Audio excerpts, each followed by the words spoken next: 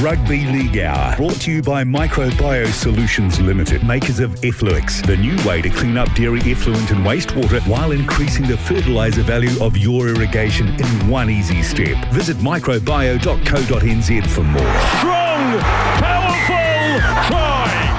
Oh, welcome to the Rugby League Hour. My name is Martin Devlin. Alongside me, I'm Tony Kemp, and I'm glad to be back here, Marty. Yeah, episode 4 of the Rugby League Hour. We condensed this into a podcast form called the RLH, or the Tony Kemp podcast, and that is available across all your favourite podcast mediums. Still to come, a review of the round. We have our Up the Wires segment. Clinton Toopi is our special guest today. Played over 100 games for the Warriors, and a very proud Kiwi with 22 tests to his name as well. We go head-to-head where we debate 5 or 6 separate topics. The Effluix Clean Up Award and TK's Top 5 wraps it all up. 5 quick questions before we begin, my friend. The Dolphins top the table. Do they deserve to be there? No.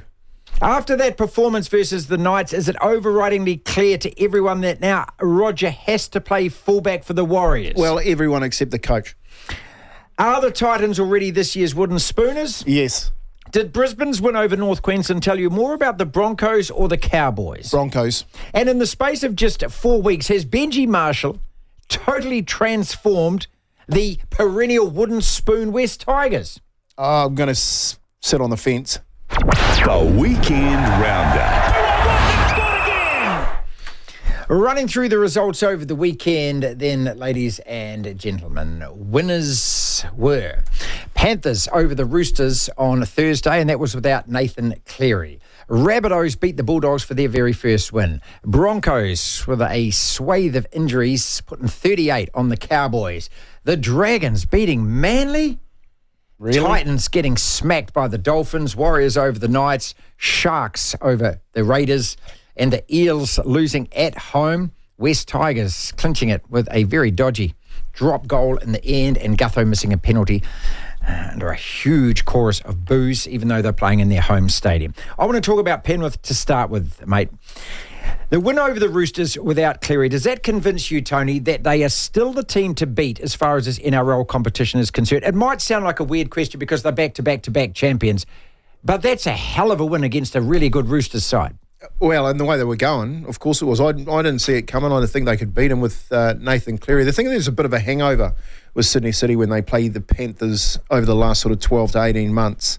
They looked just out of sorts. And having no Nathan Cleary there directing his team around, one thing it said to me on the night was that their conveyor belt of talent keeps going and producing people to replace Cleary when he's out for those periods of time. You look at Cogger, who played here with Newcastle on the weekend, basically went out and won them the grand final last year, Jack Cogger, and then, you think, well, where's the next halfback going to come from to help Nathan? Nathan's out first couple of rounds of the season, and the young boy steps up there and delivers for them. So, I just think they're well-drilled, well-coached, and they're going to be there in I think the top 2 at the end of the year. You say you learnt more from Brisbane beating North Queensland than North Queensland losing to Brisbane. Why is that? I think their player that they can't lose is Reynolds. Again, we're talking about halfbacks here. I think the halfbacks play a massive part in the competition this year. If you have a look at the West Tigers, for instance, and the young boy who picked up 2 games for the hip drop on the weekend, the way that he played in his game, Lachlan Galvin, just last night, was, again, the halves are really key to what's going on. No Reece Walsh. Up against the Cowboys side, you think the Cowboys, they're going all right. They're putting plenty of points on teams, and they just couldn't get out of second gear. And that's all down to Reynolds' kicking game, just the way he directed traffic around, and just got so much talent to pick, choose and pick when he passes that football. So it comes down to both of those sides, Brisbane and Penrith, who are the grand finalists, as everyone knows, last year. But just in terms of squad depth, is what you're alluding to that they have better than most in terms of that? Well, young Tristan Saylor that came in for fullback. There's calls from a lot of good analysts saying that he should stay there and Reece Walsh should be, put somewhere else. No, I think they're just that's clickbait. These guys are just trying to sell news stories. You know, the best fullback in the competition, or at least in the top three, is Reece Walsh. So he comes back, he plays. But where do you put Tristan Saylor? You know, where do you put these players that come in and they actually do a job? You remember Tristan Saylor come over here last year down at Hawke's Bay. Yeah, he played well, mate. And we lost. We had all the ball, all the possession, and, you know, again, those baby Broncos coming to the side and they turn the big teams over. Depth is a big thing in this competition, Marty. Penrith and Brisbane seem to have it in bucket loads. Penrith just seem to be a little bit more matured in the way that they approach their replacements, whereas Brisbane's choices can sometimes be left field. Corey Oates is back in the side after having a fallout with a coach. Tristan Saylor plays. You know, you still got no Payne Haas, no Reece Walsh, and yet the Broncos can go out and turn in a performance like that against a hot Cowboys. The Dolphins, I asked you that question just a minute ago. They top the table. They don't deserve to be there, do they? They've beaten St. George, they've beaten the Titans, but they get a bye. And so this is one of the anomalies of the competition. Just at this stage, after 4 rounds, they sit top. Yeah, it's like a bath filling. You know what I mean? You get a nice hot bath filling on a cold night, and it's getting colder, and the Dolphins are going to start to freeze, and they'll drop down that table. You know, and I just think that at the beginning of the season, and you picked on it before, when you've got that. There's an abnormal point system with the amount of bonus games that teams get. So you get 3 wins out of, you know, West Tigers comes to comp in the first week, and they're mid-table, haven't even played a game. Right. You know what I mean? Dolphins, they get a bonus point, the 2 bonus points for not playing, and they get top of the table.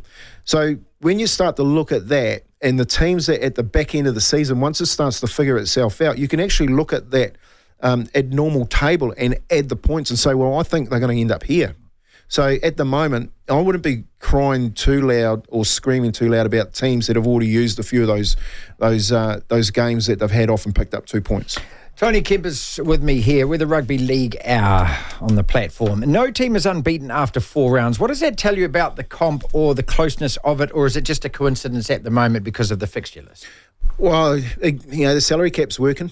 You know, that's the first thing you got to look at. So where's the money being spent, and is there dead set a team way out in front? And I know our mate in the booth over there wants the Brisbane Broncos to be way out there in front. And they've got some decent money spent just with signing Reece Walsh last week. But it says that the salary cap's working. That's the first thing.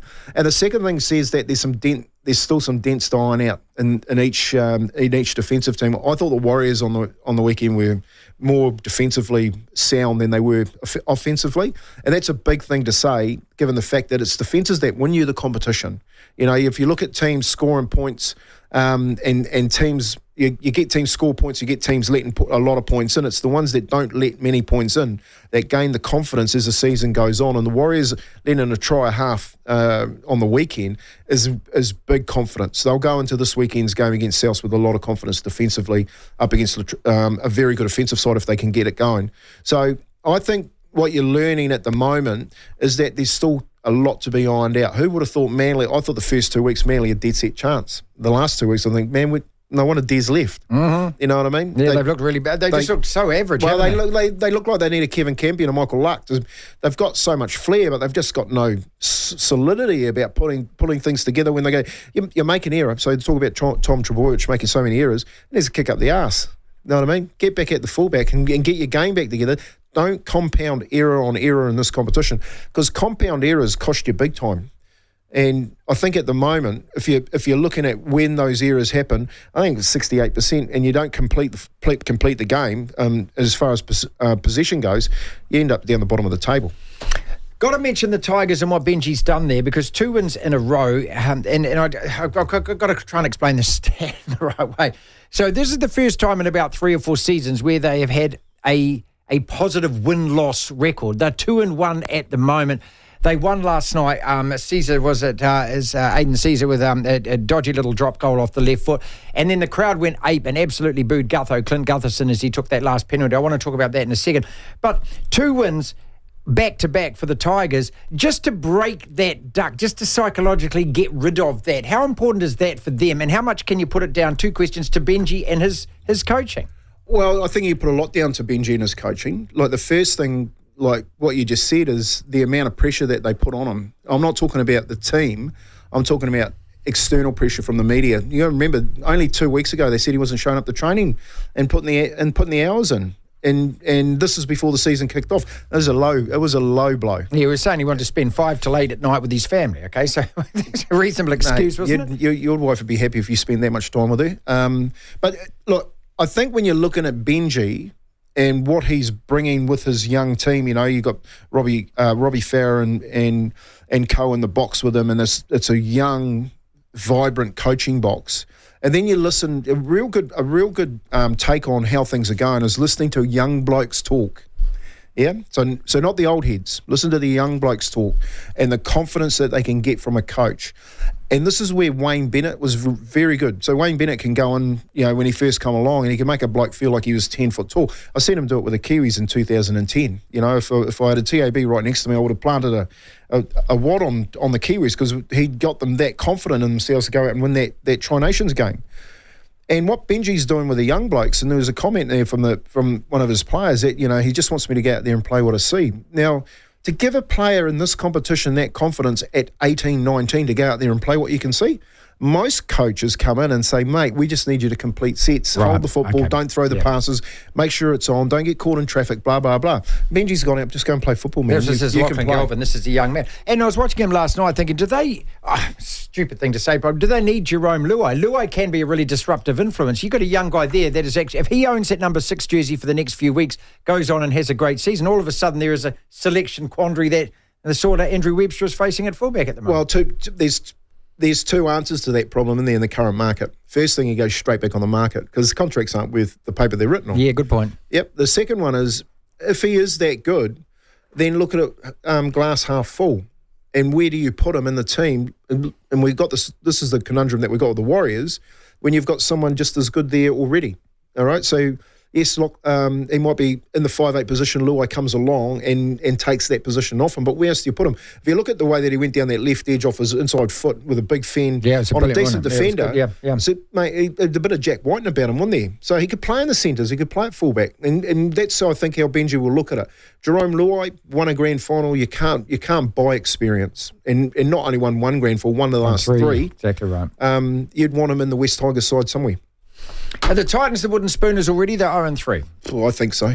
I seriously think so. After Desi on the weekend, I think he's lost 10 in a row at the moment. So going back to his Manly days, and just can't get it. He can't get him across the board up there at the Titans. They've got so many problems up there by the looks of things, and they've meant to sort that out in the off season. We're still early on in the season, but just the way that they're playing, there is no confidence about them. And then you watch him in the post-match after the game, and he's absolutely tearing into people. It's going to go two ways, Marty, and you can play bad cop for a little while before the players just have had enough. He's had to play the bad cop card round 4. You don't really want to play that in round 4, okay? It gets pretty boring in round 24. Finally, before we get into the Warriors, Parramatta and Manly, both of these teams in the first couple of rounds you're looking at thinking, Manly had a couple of wins to start with. Parramatta bounced back, beat Manly last week.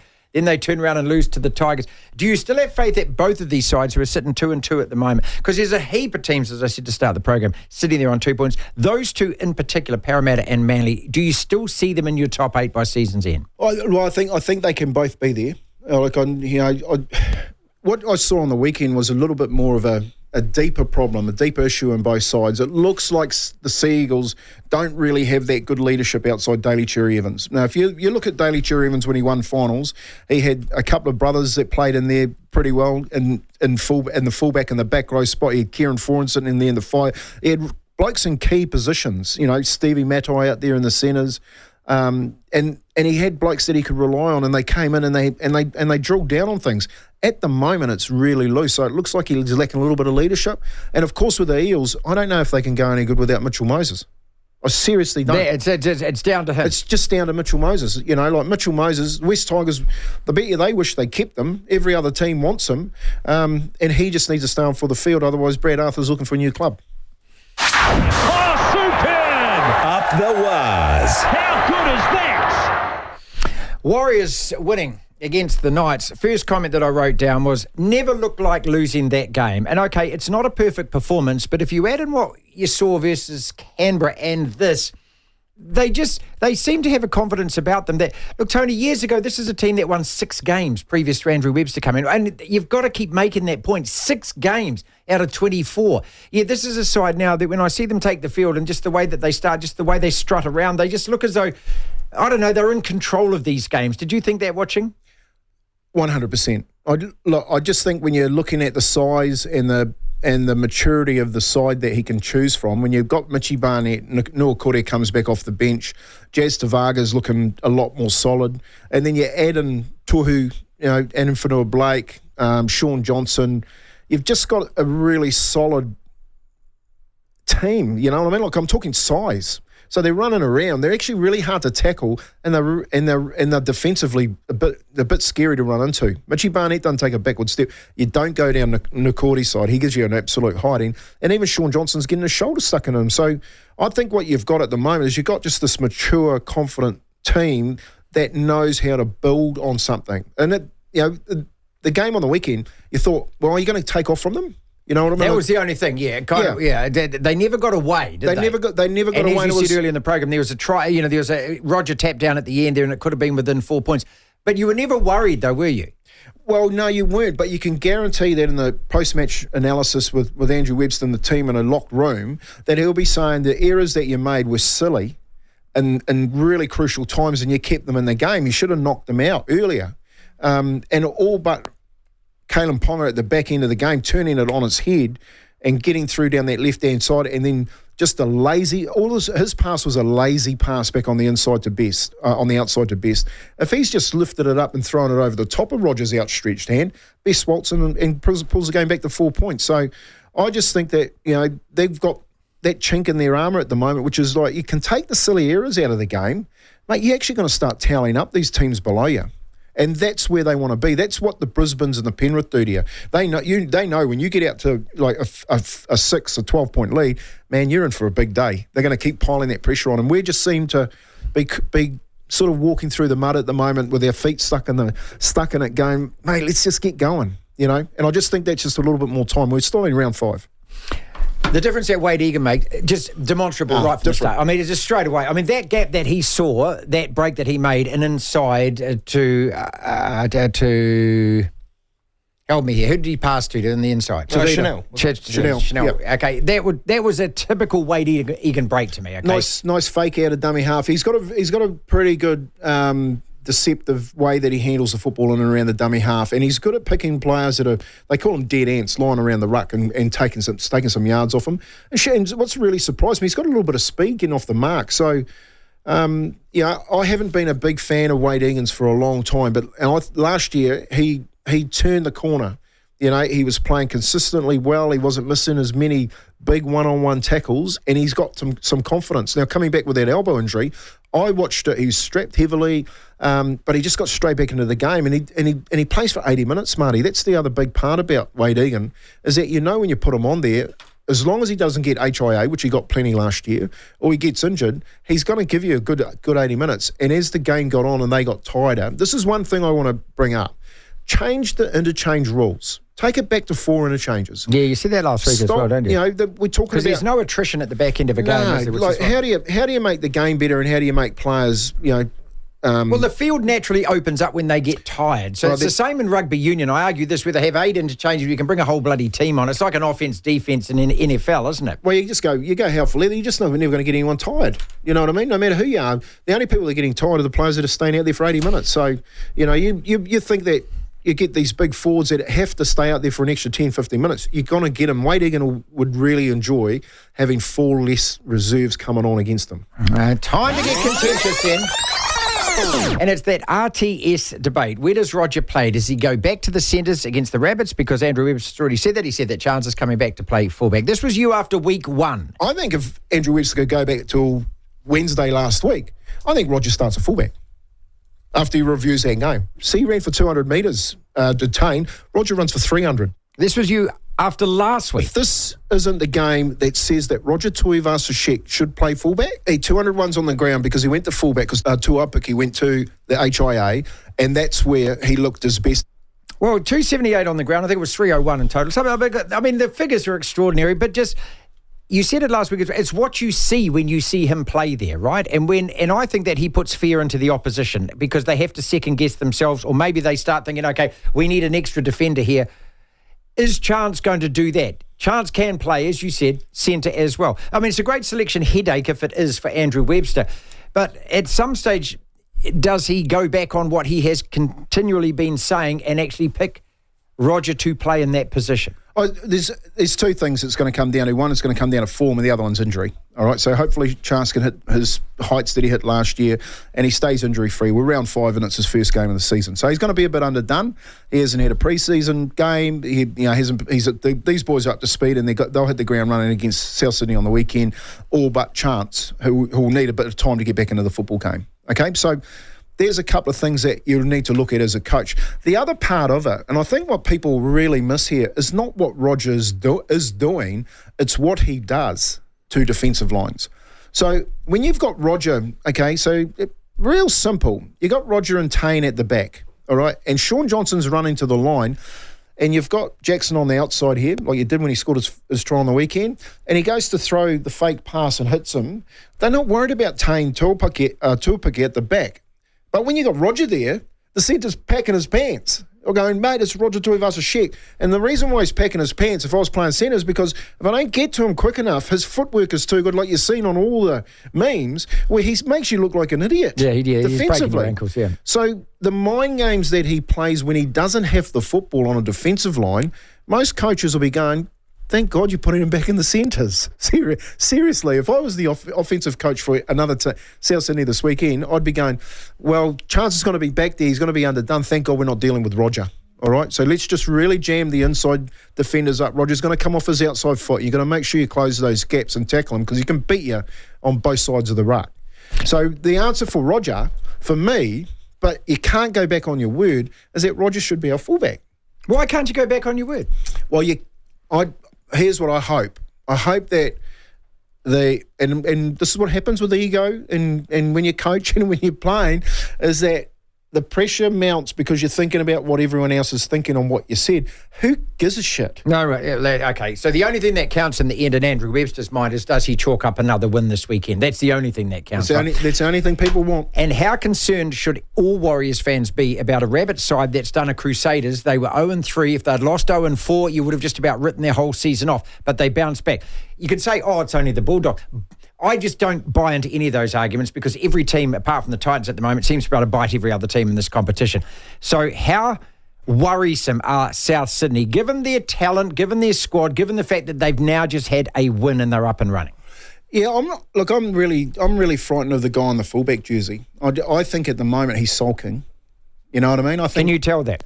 Yeah, look, I think the way that his numbers aren't too bad, but I think he's sulking. I think he's walking around and he's listening to the noise. You know, he's got a voice and he's trying to find himself. He's in that, that age when you're 26 to 29 and you're like, actually, I don't know if I'm a young fella and I don't know if I'm an old fella yet. He's there. He's in the middle of it going, I'm going to make these really wise comments, but then I want to go and act like a pork chop. And he's stuck in the middle, And I think at the moment he's going, what do I do? And I just hope this weekend he's still struggling to make up his mind, because I'll tell you right now, if he comes out and has a barnstorming game, we got some questions to answer defensively. Yay or nay, after what you've seen so far after 4 rounds, are the Warriors still a top 4 side? Yes. A little hesitation, but... No, well, I just don't think they're quite there, because what we've got to see is Roger very successful in that centre position and Chance really successful at the back. We don't want to be the same as last year, and Roger can be that difference. You know what I mean? If you look at Farnsworth, if you look at the big guys that played in this, centres, Targall, and the way that they come onto the game, they add to the Edwards and the Clearys, you know what I mean? They add to the Reece Walshes and the Reynolds.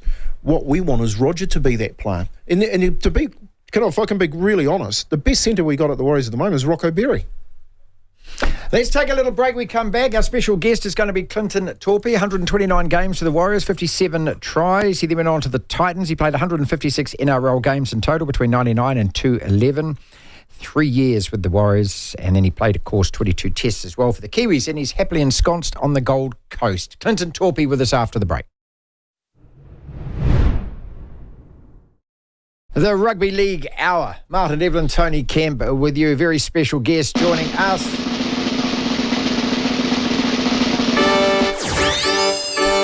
He's a ledge. Clinton Toopi, welcome back. Nice to talk to you. It's been a long time. Man, my man, yeah, it has. Oh, wow. Lovely to hear your voice, mate. It's been forever. Well, Kempy's alongside me, mate. Say hello. Hey, Kempy. Hey, mate, what about the drum roll and the he's a ledge? Yeah, it's a What big about intro that for you, bro. We're just talking Toops about when you scored that hat trick. Marty was thinking in the early 90s. I was saying, man, it was in the early 2000s, I think. Yeah. 2005, mate. Was, yeah. Do you remember those days? Is it that far? That was that far back? Oh, look, the only time I do kind of reflect is when they pop up in feeds from vintage days. So I guess I don't really sit there and think about it. But, my daughters might scroll upon it on Instagram or a post, or I get tagged in it. So, those are the only times I really kind of reminisce, or if I'm around the boys having a bit of a laugh. But, generally it's those ones that's in the memory banks, that kind of pops up here and there. You're the best centre in the world. I keep telling you that, man. I was so proud of you that night. It was awesome. 22 games for the Kiwis, 129 for the Wars. How are the Warriors tracking at the moment, Clinton, in your mind? Oh, look, it's pleasing to know that they're sitting where they should be in terms of a threat each week, in the NRL. They're considered top four contenders, and they're where they need to be. I'm sure everyone else feels the same way. Webby has done an amazing job with these boys, the club, and the vibe across the country and afar. Do you buy into this? This conversation at the moment, Toops, where they say that Roger should stay at fullback, or do you think he can make it as a really good centre? Yeah, look, I wholeheartedly feel that Chance deserves to be put straight back into fullback, and unless somebody tells me that he hasn't earned his right to be number one fullback over his time playing there, I'll be ready to have a debate with them. But we all know that Roger Tuivasa-Sheck is probably undoubtedly a fullback and a gun at that. But I think to allow us more attacking options, I'd feel I would, leave him at centre. He could definitely, rank as one of the best we've produced, but also in the game. And, for me, and I'm definitely not there yet, but if I was coaching, I'd be putting Roger in the centres and giving them the kind of reign that, Joseph Manu has over at Roosters. And there's no reason why, RTS can't do that in the centres for us. It'll have more attacking options across our back line. And as I said, with Chance, he's definitely earned his right to stay in that position until, he plays himself out of that role. Yeah, and that's right, and it comes down to form or injury when you're talking about Chance. I know that the conversation has always been about, and this as a centre, and me, we both played in the national jersey in that centre role, but centres are different. I don't think Roger is a Joey Manu. I know that you can give him the role and say, go do what Joey Manu does, but do you think that Roger could actually do what Joey Manu does? Because I think he plays a totally different game. I think he can. Just watching his game over the weekend, he's doing stuff out the back that he could do easily if he was given the rein to kind of be a bit more free and not stuck on the centre role. I think I played my best footy when I was kind of, that's when I was listening, but I think I wasn't listening when I don't think, you know full well, Kempy, when You're I went so roaming, honest, mate. I like that about you. Well, when I was roving and roaming around, that wasn't given to me by our coaches frequently or freely. At times, I just felt like it was necessary to kind of get myself in the game, and I could feel like an opportunity was coming about. And I think, RTS has that ability to sniff out those kinds of things and create those kinds of things. And there's no reason for him to float around and be the inside player, like as an option on the inside for, either half. And then, Chance can play that fullback role out the back out into the open field. And I just think RTS, given that kind of reign and that ability to kind of roam, will allow him to, showcase what, keeps, at times probably seems like he's trapped over in the centre role, but he's definitely got the ability to do all that, I think. When he's playing centre, I think he sticks so solely to the left side centre and what the left side centre does that it, hasn't allowed him to kind of unlock the many talents that he's got when he's in open space out the back there. And I think that's where he can showcase a lot of what he has over in the centres. More power to you, man. And thank you so much for joining us, Clinton. Appreciate you. No worries, Deb. And much love to you and Kempy. And, we'll be in touch again, I'm sure. No doubt. All right, Clinton Toopi with us, 129 games for the Warriors, 57 tries. Head to head. I love that guy as a player, man. I loved him as a Could player. play. He was, because I was only a young coach, man, we used to have some fun in the office talking about his game. And I wish I had that Clinton Toopi that I just talked to. Yeah? Because I didn't have him. Oh, he was a different guy then? He was. Well, he said it himself, mate. We never listened. It was one of his, he was, he didn't know that you had one of these and two of these, Marty. We all learn as we get older. We got 6 topics now. We're going to go head to head. I'll give you a topic and you have to choose the pro or the con. You have to go for or against. Penrith are still the side to beat in the NRL. Oh, 100%. I think the depth and the way that they've set their academy up. And I'm going to go back to Phil Gould. He had a brainstorm when he thought, we'll go out west. Because you've got to think you've got West Tigers, Parramatta and Penrith out there in that catchment area in Blacktown. And Penrith own it. They own the whole lot. I think the depth and the replacement, they've lost some big players, over the last few years. They're still the benchmark. You can lose a Cleary, they showed that on the weekend. You can lose a Kikau, you can lose a Curacao, you can lose Luai, and they're still and Crichton, and they're still going to come out and be the ones to beat. How on earth am I going to argue 30 seconds against this? All I'll say is that there's so much of the season still to go. Obviously, injuries are going to take their toll. Origin's going to take its toll as well.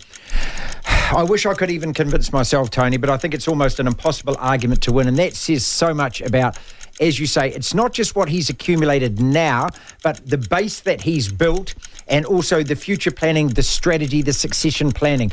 So, look, I mean, I would hope that just for the competition's sake, another team can get up there and maybe knock them off their perch this year. A big shout out to Jim Larkin up north in Taitokerau too for finding James Fisher-Harris, like two Kiwi bookends. They're leading that Penrith side around. The Dolphins and the Tigers will make the 8-4 or against. Nah, I think the Tigers fall off again. I think they fall off like they did last year. It's a bit of a false economy at the moment with the way that the competition is, and they got 2 extra points because they haven't played a game. They get given to them the bonus points and find themselves sitting above the Panthers in round 5. I can't see it. I think they've got too many players that have issues around defensively. And once these sides, I think everyone else at the moment is still trying to find their feet. Once they find their feet, I think the Dolphins aren't going to be able to compete with them over a long period of time. I think the same thing happens as last year. Again, I get the short straw on this argument, don't I? How on earth can I sit there on that points table, look at the Dolphins and say their top spot, they're going to stay there? They started off like a rocket last year, and the Tigers, again, all I can just reach for and clutch for here is that only 4 games have been played. But as silly as it sounds, I've seen enough in almost every single team so far to suggest that if they can get consistent and play like that all the time, there is a possibility. But I look at that top 8 at the moment, and those are the 2 names that just glare out at me, and I just say, how on earth are you guys going to be there after 15 rounds, after 16 rounds? Ain't going to happen. Pro or against this one? So Roger should still be playing centre. I'm going to say no, because you do want him to play centre. I do. I think from day one when they simply Tuapiki is a good footballer, just like this young guy, Whālogo, that plays in Melbourne, but he isn't ready for first grade at this level if you want to play top 4. Yes, if you want to play top 8, he could be there in a pinch, and he definitely could play outside the top 8. No worries at all. But if you want to play in the top 4, you have a look at the spines that get you there, and Roger Tuivasa-Sheck is one of those players. I'm going to argue that he has to be playing centre. Did you argue that, or did I just argue that? No, yeah, you go. I will, only because of what Clinton Toopi just said, and I respect what he said because he was one of my favourite centres playing for the Kiwis and playing for the Warriors. And there's nothing that Chance has done wrong, and so he has to go back into that spot until you then get the impression that, there's a better person in that spot. But I just think in terms of the squad and the loyalty to his players, this is the message that Andrew Webster has been saying. You are my fullback. And so therefore I continue to put you there because it's not your fault that you've been injured. And I think that Roger, have we seen enough of him playing in the centres yet to say absolutely that fullback is his best position? I'm not absolutely convinced. I still want to see him in that.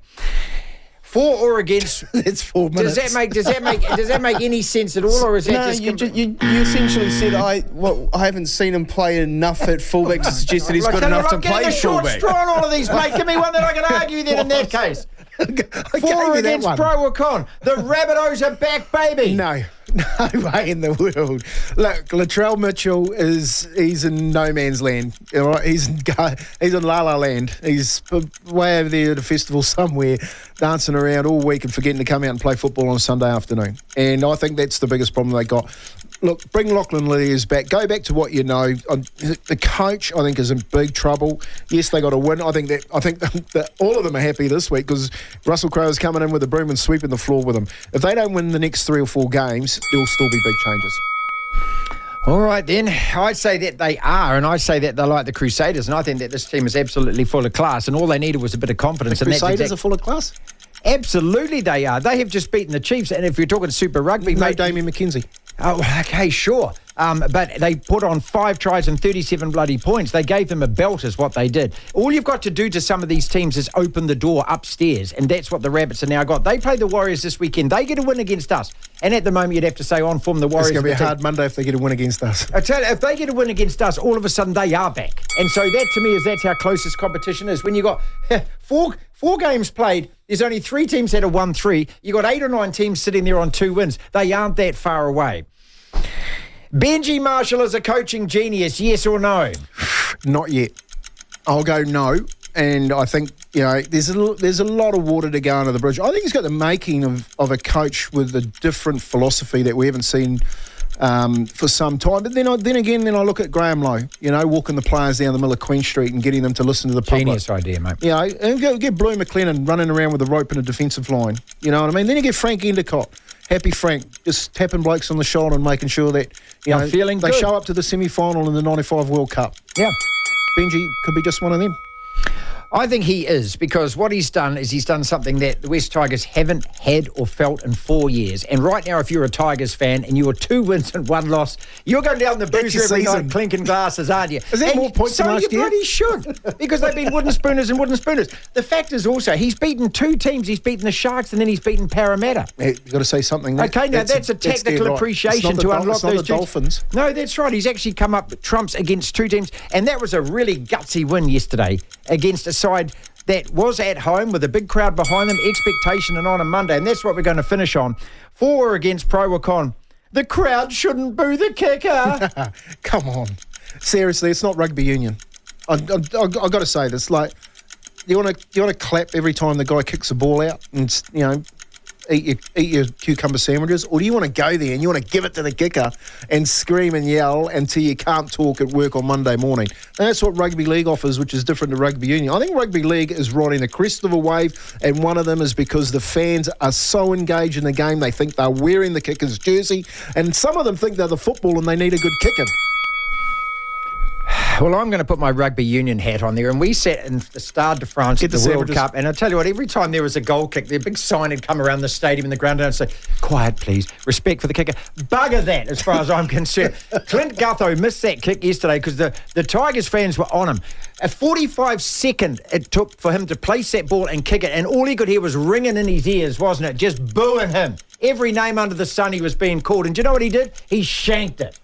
and it was a kickable kick and to win a What game. do you call that, home ground advantage? That's absolutely what it is. The crowd pays the money. They got every bloody right. You know they what my can say nickname what at they Leeds like. was? Do you know what my nickname at Leeds was? And they never had this where signs come up. My nickname was Boo at my home ground. The Ifluix Cleanup Award. Who does it go to this week, TK? Well, the cleanup award, there's only really one choice this week, Marty, and it goes to the man in the bunker. Like, someone go out there and take a dump so that guy can get out of there, and we can lock the door up. We can put a chain around it and throw the keys around and pick it up with a crane and take it out to the middle of the Atlantic Ocean and drop it to be never seen again. Some of the decisions that are being made in the bunker is an absolute disgrace. And I've been saying it for years. It has been a waste of money. You put people in there that don't know what they're doing.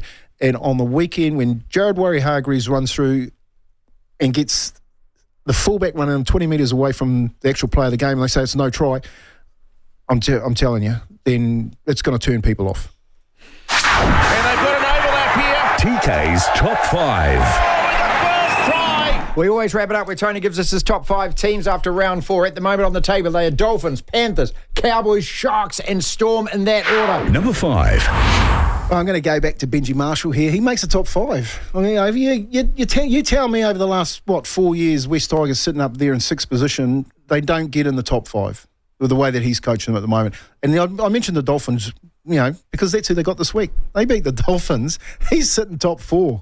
So Benji Number Marshall gets the 4. 5. I'm telling you now, I'm going to give it to, this is a tough one. I'm going to give it to the Broncos. I think the Broncos are still there. I think they're still there. I think Reece Walsh, you seen the headgear Reece Walsh was wearing this weekend? Yeah, mate, I don't think he needs it. Like, I've seen Campo. Campo had a Mercedes badge stenciled in his head. He didn't wear headgear. That's Kevin Campion, no, mate. All right. 3. Like, you're going to have to give it to the Panthers. They've come out and they've absolutely done a number in a game which I didn't pick. I don't know how many people picked it right this week. Well, you can't pick it right in. I mean, I don't know who gets 8 out of 8. Who's got 8 out of 8 the first 4 rounds? I'll say liar. We spoke on Monday, and I went, yes, this is the week you have a bet. You pick the 8 games, mate. I was done Thursday night. Gone. Number 2. Well, what do you reckon, Marty? The Sharks, are they back? Look, after they got belted by the Tigers, I thought, my God, this is a team, this is an air balloon is what it is. But then again, they turn around and win, and this is what the competition does. Yeah, I'm more than happy with them being there. They're dangerous. They didn't look like it. They were getting a smoking, and then they come back and they just put in all those points. This is the difference with the Sharks. If they can just put teams away early as opposed to making it a dead set battle right till the end of the whistle, I think we might see a bit of Sharks this year, but the Sharks fit number 2 for me. Number 1. No, there's only one. Up the wires. Go on. Up the wires. You happy with that? I am. I'll tell you what I'm happy with. Three sold out crowds. They've come along. Yes, they didn't get the first one, but they've got the next few games under their belt. Still got their best team to pick. They've got Noel Corey back. He's going to be better this week. You've got Chance Nickel Clockster back. That's going to answer so many questions. Roger back to centre, and the other one, I thought Chanel Harris-Tavita when he went to 5'8". Well, he's going to have to stay there, Tone, because Luke Metcalf has been operated on a broken tibia. So yeah, unlucky. And I love. I thought he played well in the first. I love Luke. I think he's a great player and a great kid for the future, and he'll come back. He'll come back definitely. But what a worthy replacement when you got Chance coming on like that, Chanel coming on like that, and doing what he did. That kick he put on, the try that he scored, he just didn't look like he'd been out for a year. Pick me then. How many wins out of the next final 4 games for the Warriors? It's the last question I'll ask you. Rabbits at home, Manly, St George, Titans. How many do they win out of those 4? I think they can win seriously, I think they can win the 4. If that's the case, they will be top 4. That is our show for Monday. The man just set up the try. That was the Rugby League Hour, brought to you by MicroBio Solutions Limited, solving environmental issues using green technologies. Visit microbio.co.nz. It started with a Mitchell try.